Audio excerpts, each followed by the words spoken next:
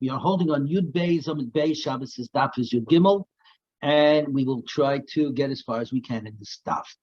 Zoktik Mar, we're going right on the Kohen Gadol that gets disqualified and is replaced on Yom Kippur and gets replaced by a Sagan Kohen Gadol in waiting. But now, what happens when the Kohen Gadol's mum disqualification heals?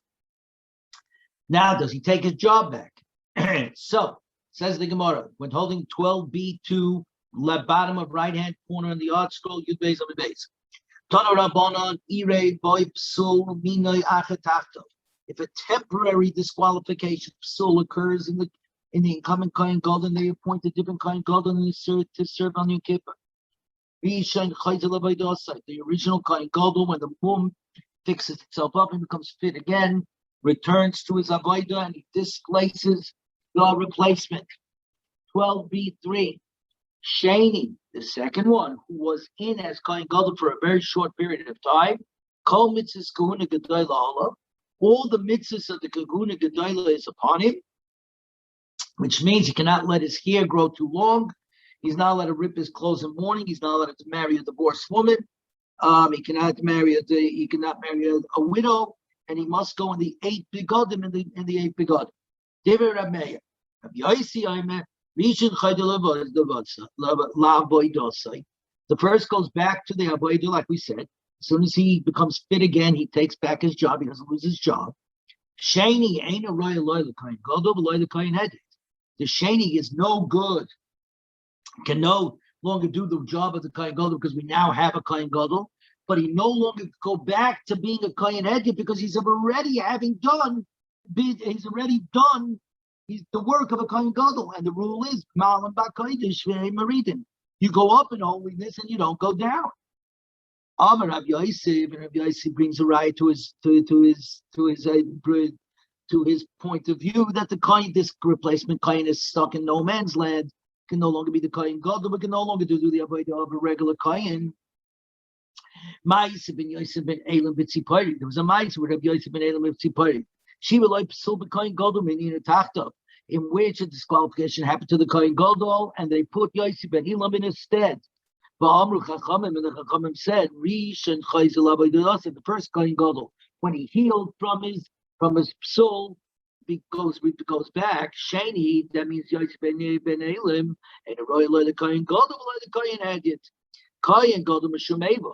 He couldn't stay attired with the 8 begodim of the Kohen Gadol because of enmity, because of Eva, because he's going to create jealousy with the actual Kohen Gadol. Kohen Hedit, he cannot go back down to the 4 begodim of the Kohen Hedit and do the avodah of the Kohen Hedit. Mishum Malam B'Kodesh V'Lo Maridin, because you go up in holiness and not down. Amar Rabbi Babachana, Amar Rabbi Yochanan, it says Rabbi Babachana in the name of Rabbi Yochanan Halacha in this machlokes, and now we're on Shabbos Daf Yud Gimel Amud Aleph 13a1. Halacha to Rabbi Yosi. The halacha is like Rabbi Yosi, that upon the return of the original Kohen Gadol, he takes over, and the replacement Kohen Gadol is in no man's land, can no longer go as the Kohen Gadol, but no longer can go as the Kohen Hedit. Umayde Rabbi Yosi, Shem Ava, Ava Rabbi Dosai. Rabbi Yosi concedes that if he was on this rule and he did the avodah, the replacement did the avodah while dressed as the Kohen Gadol, it's mutter. His service is okay. If you take a look at Tosfos on top, just look at the 3rd line from the top. V'yesh loima, the iked nafkamina afilu bizman hazeh. There is even a difference even today. Leparnes hamamuna ala tzibur, on a parnes, an administrator that's appointed on top of the community. V'ava machnes on onus, and for some reason he has to be put to the side because of an onus. He has to go under surgery or whatever it is, and so somebody else temporarily replaces him. Kishiyavar onus, when the onus falls away, he returns. He returns back to his job. So in other words, nobody can lose their job simply because of illness, because of a temporary psul, a temporary disqualification that doesn't allow them at the moment to serve, but will allow them to serve in the future. Right, back to the Gemara. Amar Rabbi Yehuda Amar Rav, halacha to Rabbi Yossi. Halacha is like Rabbi Yossi that the replacement kohen is in no man's land. Umayde Rabbi Yossi meis rishon shechoydel abedosa. And if the incumbent kohen gadol passes away, then the second kohen gadol returns back to his kohen gadol services. Since there's no longer amo, there's no longer entity. There's no longer entity. The kohen gadol that was original, the first kohen gadol has passed away. The second kohen who is in there as a temporary kohen gadol now goes in and replaces him as the permanent kohen gadol. Something Gemara Pshita. That's obvious. Why did you even have to tell us that? Mao the same and I want to go and habilate Sarah Mechai. That the very fact that the incumbent kohen gadol will know that if he passes away, this kohen that is waiting in the wings to replace him, that will cause enmity during his lifetime. Kamash Malon, that we're not going to concern ourselves with. Says the Mishnah Vayta, Rabbi Yehuda, not only do we set aside a second kohen just in case the first kohen runs into a problem, but we set aside another wife for him. We set aside another wife for the kohen gadol, and just in case his first wife passed away. The Chachamim came along and said, "That's if you keep doing that, then we're going to. There's no sight to it. We're going to have to keep worrying about it. So we're not going to do this." So, pray to Gemara Rabbanan, who said we're not standing up a second wife just in case the first wife passes away, because otherwise we're going to drive ourselves crazy. Then we should need to establish a third wife in case the second wife passes away, and so on and so forth. Right, the Gemara, that's so. Rabbi Nami Hochayshes Lishma, what are you talking about? We go ahead and we install a second kohen just in case the kohen gadol will become tamei. So we do worry about by the kohen gadol himself. So why aren't we worrying about the wives as well? At least have one woman invite, at least one other woman set aside to become his wife. Amalach Rabbanan. Tuma shchicha misa lo shchicha. Tuma contamination is a common. Passing away at this present time is uncommon. So one we have to anticipate, one we don't have to anticipate. Says the Gemara, Amrullah in the Rabbanan said to Rabbi Yehuda, Im Kain ein l'dav asayif. If this is the case that you're worrying about the wife is going to die and you have to put aside another woman just in case, then you'll have to keep on putting women because you got to worry about all the women dying. Shapik Amalei the Rabbi Yehuda says, they answered very well. You can drive yourself nuts. Since passing away is not shechiach, is not likely to happen, it's not a recurrence, better not to drive yourself nuts and don't prepare any other woman for him. Says the Gemara, Rabbi Yehuda Amalach, Rabbi Yehuda will answer, Lemisa dechada chashinu. I do go ahead and I'm chayshin and I worry about one woman passing away, the death of one wife. That I am apprehensive about. Lemisa tarte, the death of two wives, the one he currently has, and the one that I've set aside, that I'm not going to be apprehensive about. The Rabbanon say, if you're going to be apprehensive, period, well then you got to take your apprehension all the way to its logical end. Then you got to start being apprehensive about the death of two wives and prepare a third and a fourth and a fifth and a sixth. And therefore we're not getting started in the first one. Says the Gemara, but they got the same question. At the end of the day, you're putting aside a substitute kohen gadol. Don't put aside a substitute kohen gadol.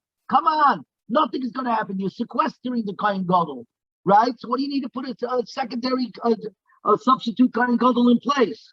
Says the Gemara, a kohen gadol is very conscientious about his behavior. That he'll make sure that he remains tahar. So it's unlikely that the second kohen gadol will ever be needed. He doesn't answer the question. If the kohen is so zaris, you don't need to set aside a second kohen in the wings, just in case. And for the Gemara, even the Avad late Sarah, Kol Shekendem is Darose today. Since we prepare for him a tzara, a pain, a rival, he will certainly be more conscientious to make sure that he doesn't become tummy. In any event, if Yehuda says that you're required to put aside another woman to be kohen gadol's wife, right? lest the present wife should pass away before the end of the Yom Kippur services. So now the Gemara is going to go for the next Amud or so, a back and forth, back and forth. What exactly is the case, according to Rabbi Yehuda? So according to Rabbi Yehuda, I'm preparing a second wife, just in case the first wife should pass away sometime on Yom Kippur during the Avodah, at which point there's got to be another wife. What did you accomplish with it? The Torah says, and he shall atone for himself and his household, his wife. She's not his wife. She's not married to him yet. She's waiting in the wings. So if what happens is he's doing the Avodah and his wife passes away, there's going to be a break in the middle that he's not married, which means that his whole Avodah is possible because he needs to be married throughout the entire time of Yom Kippur. And there's going to be a period over here. If she passes away, he's going to have to run. He's going to have to be Mekadesher. We're going to have to find 2 witnesses. The whole nine yards. It's going to be a major break in the action. Doesn't work that way. He could be Lefnai Lefnim. He could be inside the Kodesh HaKadoshim when his wife passes away. What are you going to do? He's not married at that moment. The avodah that he's then doing is completely possible. So for the Gemara, you're right. The Mekadesh lay that he betroths her before Yom Kippur. Remember, there's 2 parts of a Jewish marriage: Erisin and Kedushin. Erisin is the betrothal, which makes her into an Ashes Ish, but they did not yet have relations. That's Nisuin. That's Nisuin when he brings her into his own house privately. So it's a 2-step. There's Erisin, and then there's Nisuin. So first we're talking about Erisin. The Mekadesh lay, he was Erisin. So for the Gemara about Kama Deloy Konisla La Beisayu, but as long as he does not marry, he doesn't do Nisuin, in other words, have relations with her, she's not called his household, because at the moment they may be married legally that she can't marry another man, but nonetheless she's not exactly his because they cannot be together alone. So says the Gemara, you're right. The Chodesh, we're talking about not that he did Erisin, he actually did Nisuin before Yom Kippur. So before Yom Kippur, he was married to 2 women. The wife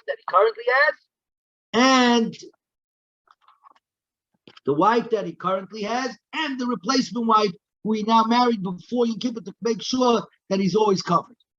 Right, the Gemara, that's a problem. If that's the case, then he has his current wife plus this new wife, which means now he has 2 households, 2 wives. The Torah is very clear. His house, 1 singular house, and not 2 households. So then for the Gemara, you're right. The Hod of the Garishle. After he married her, he divorced her. Right, the Gemara, he Megarishle.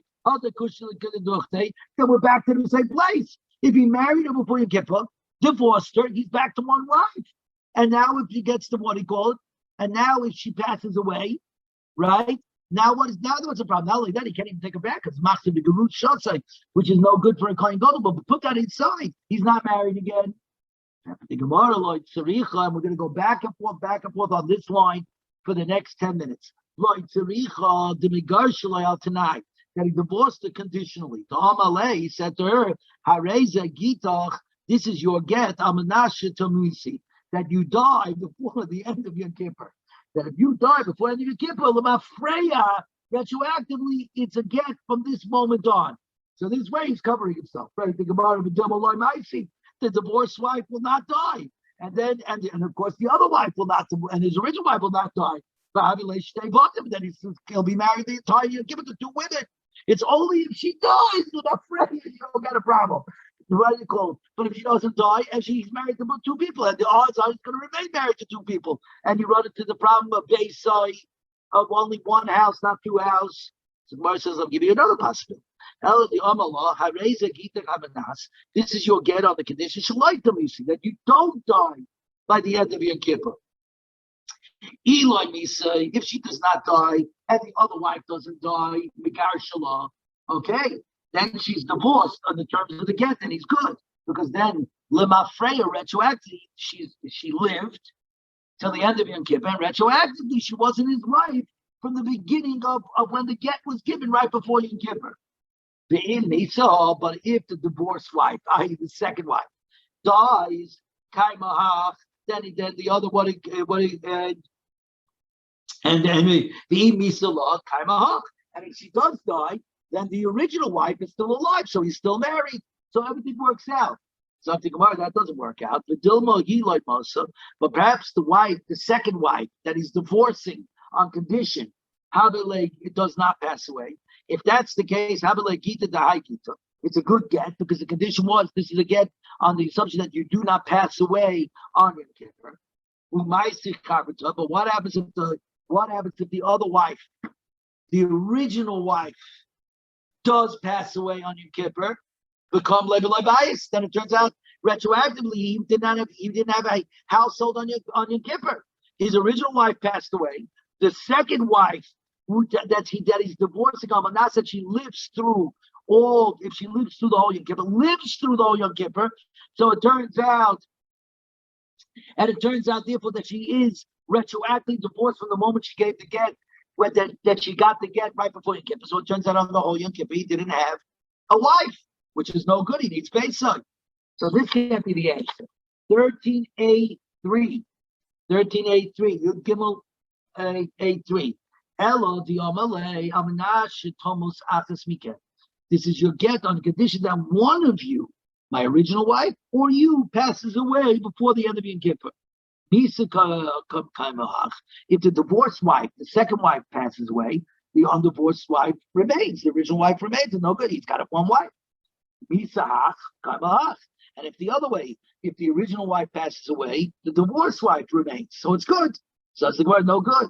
But perhaps neither of them will die.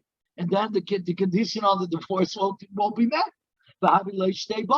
And now he's again married to two houses, two wives on Yom Kippur. But we got another problem. Is this a valid get at all? If a man gives a get to his wife and says this is a get on condition that you do not drink wine, if he says that the condition applies all the days of my life or all the days of your life, this is not a severance. What does a get do? A get severs. Since this condition is tied to his life or her life, as long as you don't drink wine during my lifetime or your lifetime, whichever it is, there's still a connection. You didn't completely sever the connection between the husband and the wife. So therefore it's no good. But if he says, if he says all the days of the life of a third party, that's something else. Because there's a moment when she goes out. If the third party should die, at that moment she's allowed to go ahead and drink to her heart's content. So then, since that's a possibility, it's not that's a charesis. As long as the possibility exists,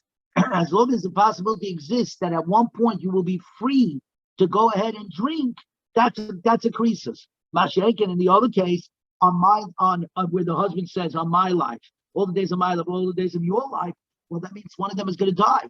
When he dies, she becomes a widow, not geget. And when she dies, well, then it's not negeya. So that's not a get. But a get would be on a third party, because the third party passed away, there's no connection. Then we think. So, similarly, when he divorces on the condition that she died before the end of Yom Kippur, the condition by definition remains unfilled during her entire lifetime. During her lifetime, it doesn't become unfilled. And therefore it's not a charesis. It's not a severance. There has to be a severance within her lifetime. There is no severance over here through the entire days of Yom Kippur. Okay, on the condition that she died before the end of Yom Kippur, which means she dies, there's no get. She's dead. Right? Elamai, there has to be a get. So the thing, there's no severance.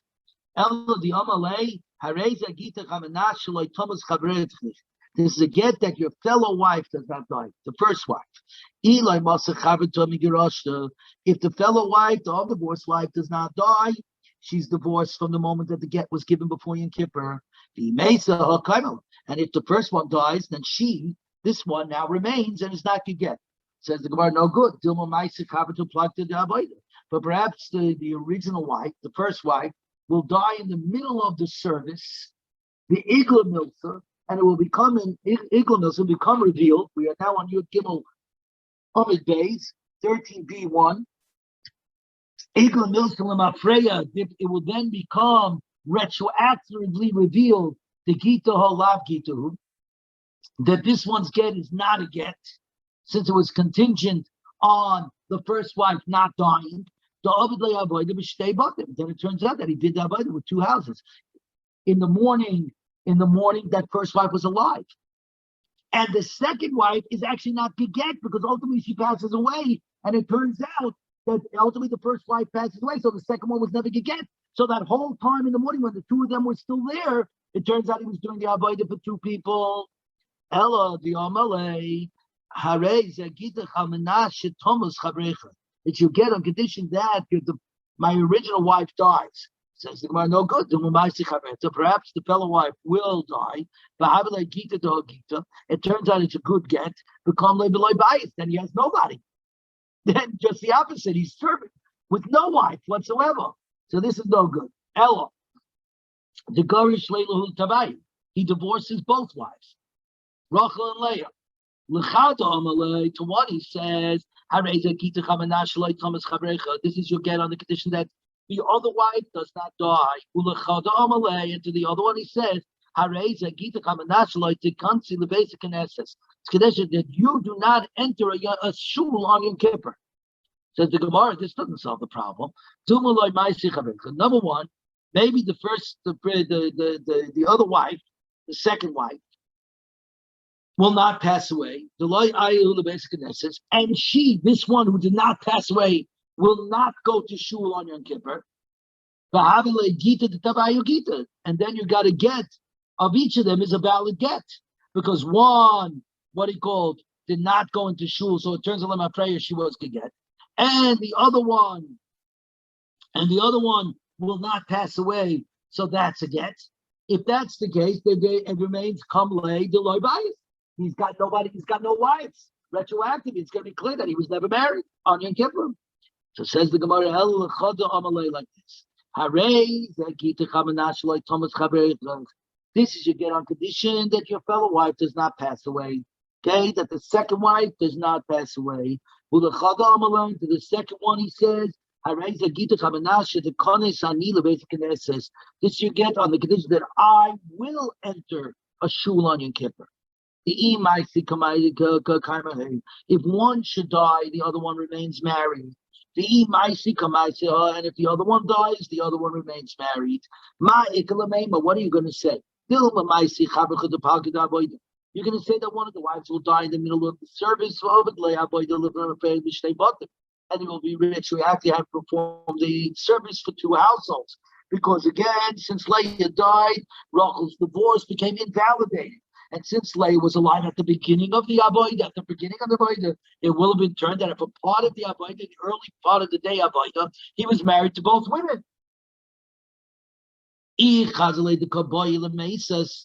This is not a problem, because if he sees that Leah is about to die, sees that she's getting very sick and she's about to die, he'll run and go into shul. And it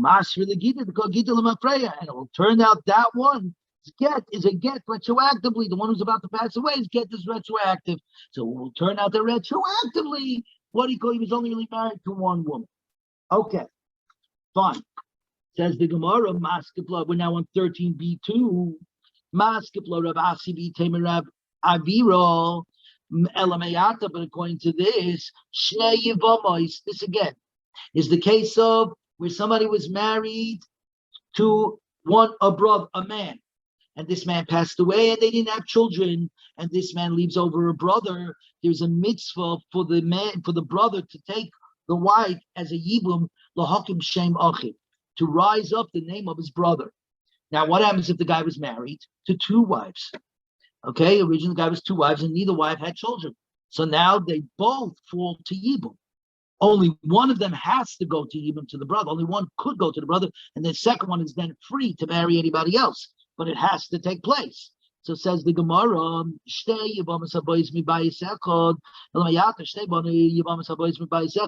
Two Yavamas that come from one house, one husband. Lo Yisvaimu. They shouldn't be subject to Yibum. They shouldn't be subject to Yibum. Because the pasuk will say, the pasuk talks about in the Lamid, the pasuk says Yevim Toy, your Yevama, which is mashma what? One Yibum, not two girls, not two women that could fall, not two houses, only one house, only one wife is falling, one wife is falling to Yibum. And for the Gemara, the pasuk by the Yibum says Yevimta Riva. The pasuk says the word Yibum twice. The pasuk says the word Yibum twice. Since it says the word Yibum twice, it's telling us that no, that the halacha is as many wives as he has, though they all fall, just one of them is taken as Yibum, and then the other ones are free to go. Says the Gemara. Okay, now before we started off also that the Kohen Gadol has to marry the second wife, the replacement wife, not with Erison, betrothal, but with an actual full-fledged marriage of Nisuin. Frank the Gemara, Maskepla Ravina Vitem Rav Sheravia Elamayata, but now Isura Lo Yivavtem. You should then say, just like over here by the Kohen Gadol, he has to have a fully married woman. Then by Yibum, you should say the same idea, that it's the woman that falls to Yibum, to the brother, Lahakim Shem Achib, is only a woman that was fully married to the original brother that passed away. But if she was only engaged, Arusa, La Yisyabein, but a betrothed wife should not be subject to Yibum. But we know that that's not the halacha. In fact, if she's only engaged, as long as she's become usher to all other men in the world, and then her engaged husband dies, heaven forbid, that the brother should stand up and take her. And for the Gemara, ha-chutza, outside. The rabbi says Arusa, that the psukim over there by Yibam use the word not chutza, outside, ha-chutza. The rabbi says Arusa to teach us that even a woman that not only has Nisuin, but just has Erison, is just betrothed, also is in the midst of Yibam. Tanu Rabbanon, Kohen Gadol and Makriv Einon, a Kohen Gadol must offer the sacrifices while he's in Einon. We learned this out from Aaron HaKohen when Nadav and Avihu died by the age Zorah. Back in Pasha Shemini a few weeks ago, Aaron was commanded to continue to do the Avodah. A Kohen Gadol, as opposed to anybody else, must continue to do the Avodah. He cannot he cannot act with Einon. Einon, again, is when the dead is lying in front of you, i.e., until the nighttime. But what he doesn't do is he doesn't eat from the sacrifices. He does bring the sacrifice, doesn't eat from the sacrifice. Rabbi Yehuda kol hayoim. Yehuda says all day. My kol hayoim. Says the Gemara Amarava lo nitzcha lo yaviu mitoich beisa. Rabbi Yehuda finds attention to teach that the Kohen Gadol is not permitted to serve as an Einon, but ought to be brought from his home and made to serve for the entire day. It's not, in other words, not only is he permitted to do as an Einon, but in fact, you should bring him from his home, dress him, and have him do as many avodas as you can throughout the entire day. Rabbi Yehuda is treating the state of Aninus of a Kohen Gadol more leniently than the Tanakama. The Tanakama says the Torah merely tolerates the Kohen Gadol serving as an Einon. He should serve as an Einon. Rabbi Yehuda says that he should, he must. We actually encourage him to go ahead and serve during the period of Einon. Now that we know that according to Rabbi Yehuda, we dismiss a regular Kohen who became an Einon from the Beis Hamikdash, even if he's in the middle of offering a korban, he's in the middle of offering a zevach, and he finds out that Lida, one of his 7 closest relatives, passed away, and he comes immediately, and Einon, we stop him from doing further the avodah, because we learned. If the Kohen was standing and offering a zebach, a sacrifice on the altar of the mizbeach and he hears that his relative passed away, he immediately leaves over the service and leaves the Beis Hamikdash. Divrei Rabbi Yehuda, Rabbi Yossi Yigmar. he should first complete the service that he's engaged in, and only then should he exit. So we see, according to an ordinary Kayin, Rabbi Yehuda treats the Aninus much stronger than the other Tanoi. He said he's got to stop immediately and get out. And yet you say the Kayin Godol, not enough that we say it's okay for him to do the Avodah when he's an item. We should go out of our way to pull him out of his house and get him to do the Avodah. Get him to do the Avodah while he's an item. Says the Gemara. Now we're on 13b3, all the way on the bottom. So then, what does Rabbi Yehuda mean by all day? If it's not logical, we're now on Yud Daled Amud Aleph. We're getting to the Mishnah. This is Sunday's daf. He meant to say that even though that midioraisa, minat Torah, biblically speaking, it's allowed, the Kohen Gadol is not allowed to serve the whole day as Haninus, Gezerah Shema Yoichel. It's a rabbinical decree that by serving the whole day, he'll forget and eat from the sacrifices, which you're not allowed to do biblically as Haninus. Biblically, you're allowed to serve and offer up the offerings as an oineh, but you're not allowed to eat from them. Chazal came along and said, you know what? Since we're so worried about he'll just forget. Mela, let's not encourage him a whole day to serve, to die, that he won't come to make a mistake and eat from the sacrifices. Says the Gemara, do you think that's the reason? Did Rabbi Yehuda really worry about that he might come to eat, and there's a rabbinical decree? But now we learn Rabbi Yehuda, according to Rabbi Yehuda, they've appeared another wife for the Kohen Gadol, unless his wife died during the Yom Kippur. Now, the whole point of appearing another wife is so that if the wife dies in a kippur, he'll still be able to perform the Yom Kippur service. And we're not worried about he'll be an Einon on Yom Kippur and his mind might not be there. We're not worried about it's going to eat. So I'm late. Come on, cut it out.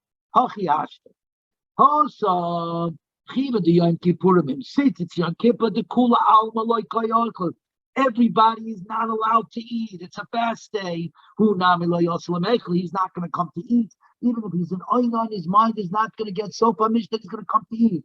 In the case of the Brisa, where the Kohen Gadol became an Einon on a regular day, a regular weekday, right? The Kul Al Ma'ochli, that everybody is eating. It's possible for them to come to eat. The Gemara ends, under such circumstances, would an Aninus really take effect on him? Why he divorced her? In other words, the question doesn't start. She says the Gemara, even though Aninus will not be actually technically chal on him, because this is one of those wives that he divorced with all the cheshbonis that we said before. But he divorced her because he can't have Beisoy. It can only be one house. He can't have Beisom, 2 houses. So it was his technical divorce. You think he's not going to be preoccupied by the loss? Of course he will be. So at least the question has validity. Very good. We're up to the Mishnah on Yud Daled Amud Aleph. That's where we're going to start.